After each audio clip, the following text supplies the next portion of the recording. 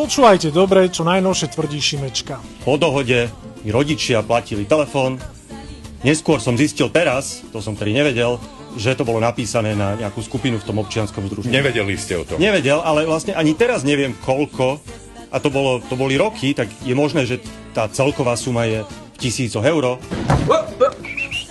Ale ani teraz sa k tomu neviem dostať, ani moja mama sa k tomu nevie dostať, bolo mne jediný, kto to vie, aké je obdobie Robert to vlastne Fico. trvalo? Čiže už to nie je pár drobných za mobil, ale niekoľko tisíc. No a samozrejme nezabudol dodať, lebo Fico. V skutočnosti s týmito faktúrami prišiel novinár Postoja Marek Vagovič. No ale odkiaľ ich má on?